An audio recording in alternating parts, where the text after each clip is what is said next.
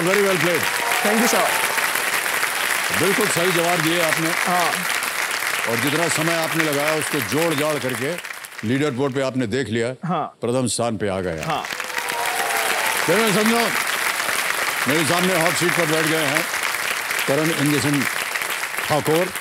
ये एक किसान है, एक फार्मर है और नवसारी गुजरात से आए हुए हैं। बहुत बहुत स्वागत आपका भाई साहब। हाँ सर, मैं आपको एक चीज़ बताना चाहता हूँ। यहाँ आना मेरा तो एक सपना था ही सर, लेकिन आज मेरे पापा का भी एक सपना पूरा हुआ है। मेरे पापा आज मुझे जहाँ से भी देख रहे होंगे आज बहुत ही खुश होंगे कि आज मेरे लिए तो एक ड्रीम कम ट्रू है, लेकिन मेरे पापा को एक सच्ची ट्रिब्यूट है मेरी तरफ से एक आज। जी। क्या हुआ था उनके भाई साहब? सर लास्ट ईयर जब कोरोना की सेकेंड वेव थी तब उनको हॉस्पिटलाइज करना पड़ा था। उनको कोरोना इन्फेक्शन हुआ था। कोरोना के कारण हार्ट कॉम्प्लिकेशंस की वजह से उनकी डेथ हुई। भाग्यवश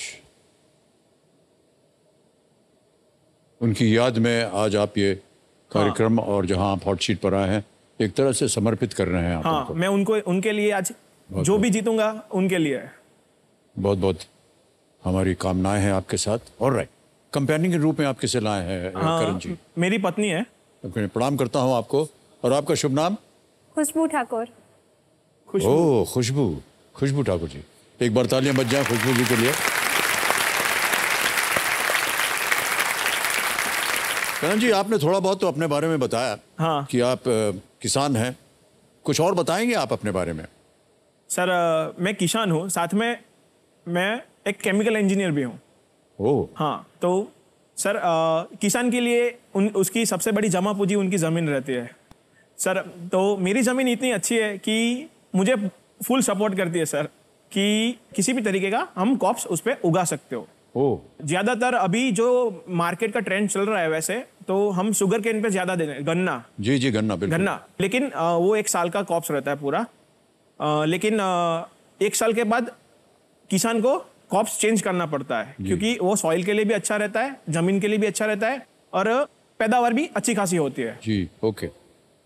तो ये सब कर रहे हैं आजकल। हाँ। केमिकल इंजीनियरिंग क्यों की आपने? ताकि हाँ, केमिकल इंजीनियरिंग क्यों की? क्योंकि पापा का पहले से एक सपना था कि कुछ भी हो जाए किसानी तो छोड़नी ही नहीं है।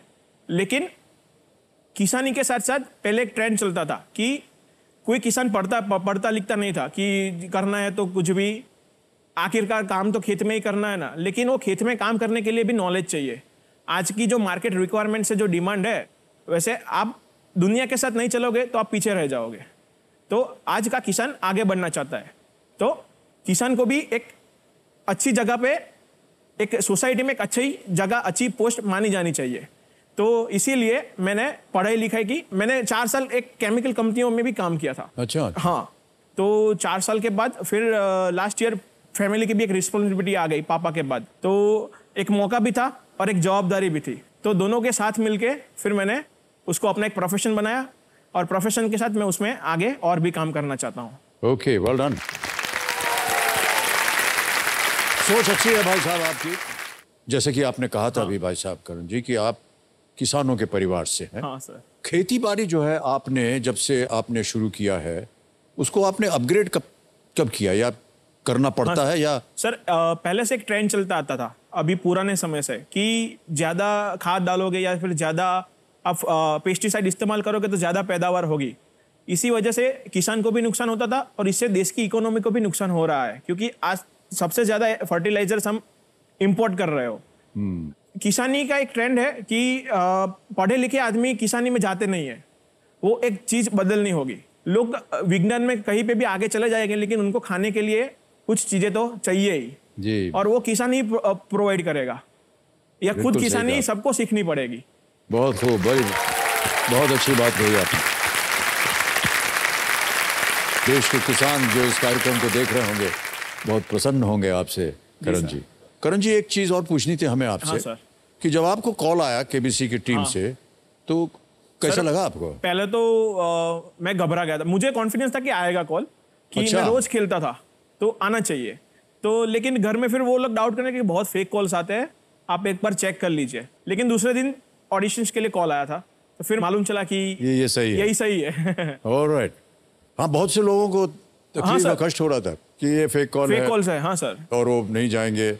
बहुत से लोग नाराज हो जाते थे, फोन बंद कर देते थे। हाँ सर, क्यों मजाक कर रहे हो सर? हाँ ऐसा। एकदम ऐसे ही करते हैं। तो हमने सुना है भाई साहब हाँ सर।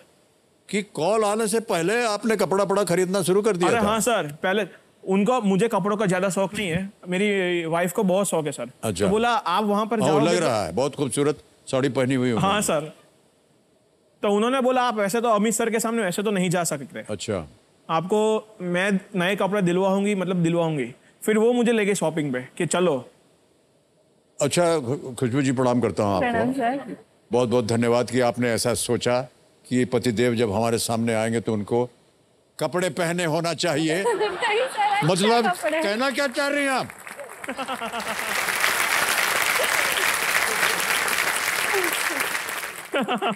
अच्छा खासा तो दिख रहा है। चलिए कोई बात नहीं।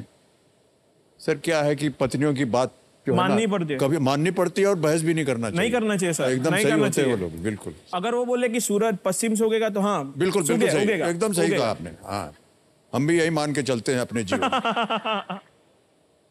इतना ज्ञान आपने कैसे प्राप्त किया है? सर पहले से ही शौक था कि कुछ भी चीज देखो तो उससे सीखो कुछ ना कुछ, ऐसे ही मत छोड़ दो, कभी ना कभी वो चीज काम आएगी। आज वो चीज का मुझे फायदा भी हो रहा है।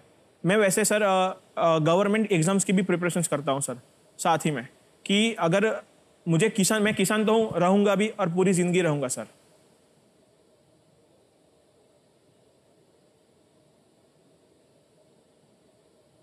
किसानी के साथ साथ सर किसानों की जो अभी फिलहाल जो हालत है उसको सुधारने के लिए एक अच्छी पोस्ट पे पहुंचना पड़ेगा सर।